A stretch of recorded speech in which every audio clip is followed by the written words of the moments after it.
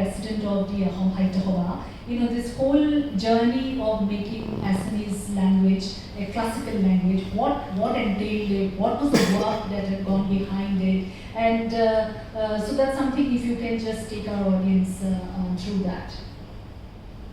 Okay, classical status. See, a lot of Indian languages are very old, all right? The classical status is a governmental recognition of a language which is more than 1,500 to 2,000 years old, all right? So you have to establish that.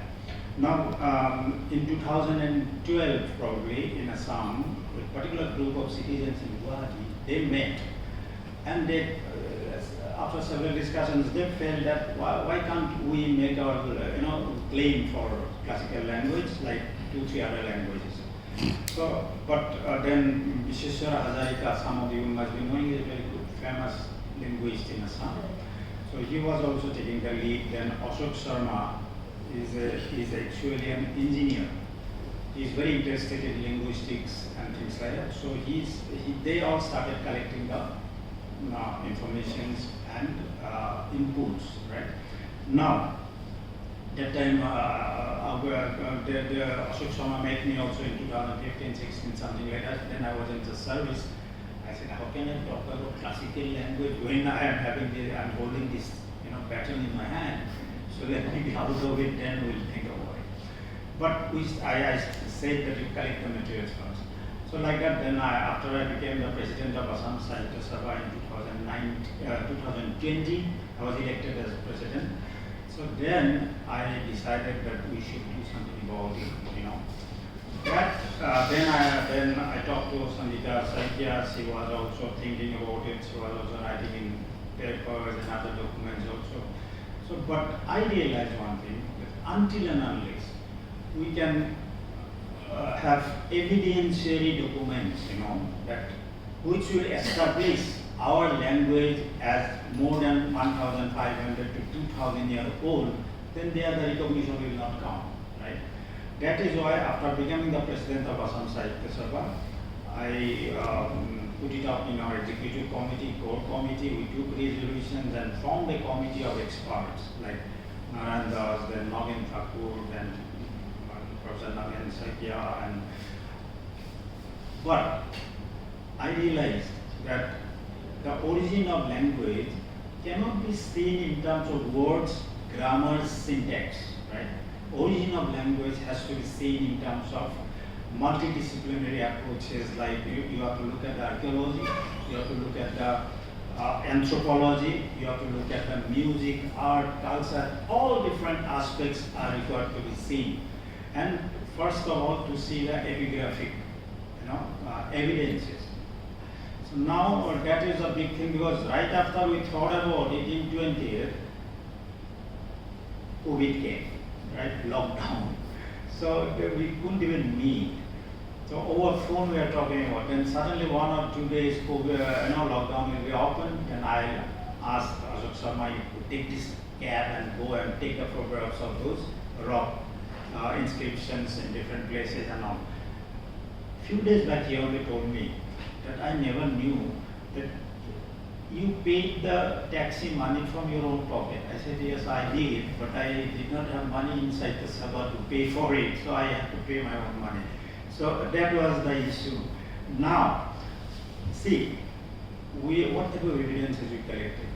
Epigraphic evidences are rock cuts, rock inscriptions, and copper plates, inscriptions, then coins, then these are all epigraphic and literary in terms of written thing like, Sachipat and all. This is it's paper made out of Sachi bark.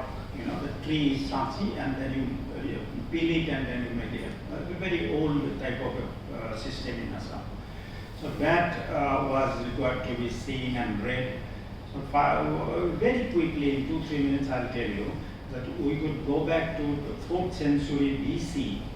Mahasthangar was there's a rock inscription, right?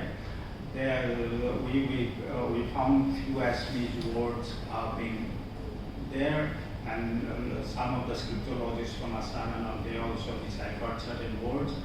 Even before that, in 4 BC, if you look at the Earth Shastra, Kuladhar, then you will see a lot of Assamese words are figuring there. What are those Assamese words?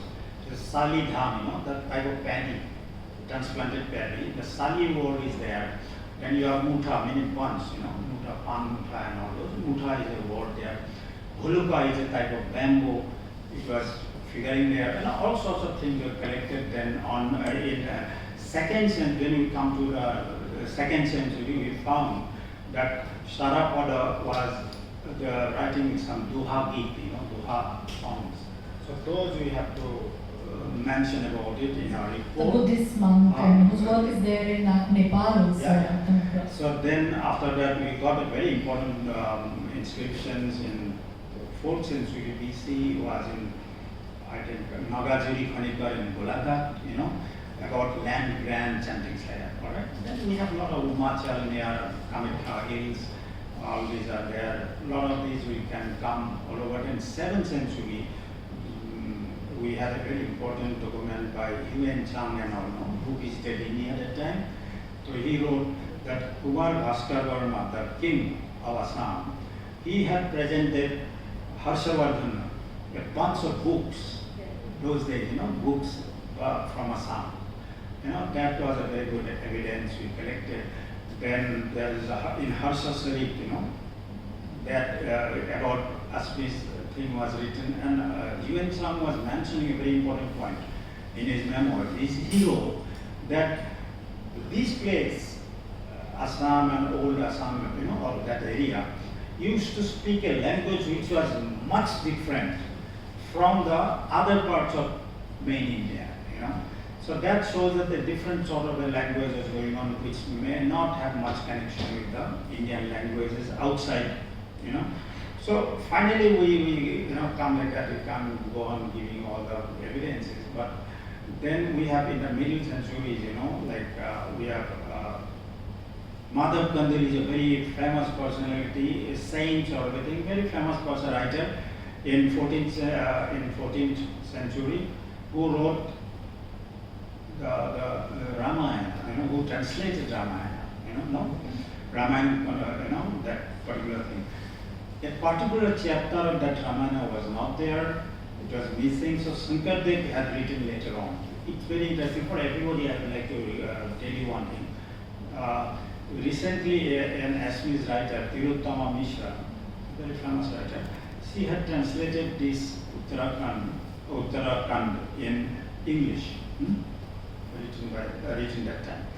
Very interesting why I was there in release of the book, I was called there in IIC. A particular line says, not line, but few pages were devoted to Sita's, how she admonished publicly Rama. Rama was admonished, said that she was talking all sorts of things that because she was put into taste. Very interesting to notice, because that time only women had a voice in this place. I'm talking about 14th century. When Shankardev or whoever has written it can write about a women's role in such a way. So anyway, all these things came. Finally, Narnara, 15th century coins by Narnarayan and all those things. Then in 19th century, 18th century or 19th century, Rudra Singha's copper plates and all sorts of things. And then write-ups, Then till Britishers came in 1826 when we had the Yandabo Treaty, when Assam lost, the treaty was made with Myanmar and India by the Britishers. So in 1826, in Assam had gone under British regime. All right. Now, in that thing, in 1836, Assam lost its language as administrative language because Britishers were brought, for running the administration from Bengal. So the Bengali people thought that Bengali would be more convenient to run the administration. But after a lot of protests by Baptist missionaries from America, they started opening a magazine in Assamese. They they installed a press, and they wrote a dictionary, they wrote the grammar, etc. And it started coming in 1872 by the few Assamese like Lakshmanath Bajwa, Ananda Baker, a lot of big people. Because of that, Assamese language was again returned back to its own position. That is why whatever you say about fear about the identity of the community because of the language becomes very important. That is why.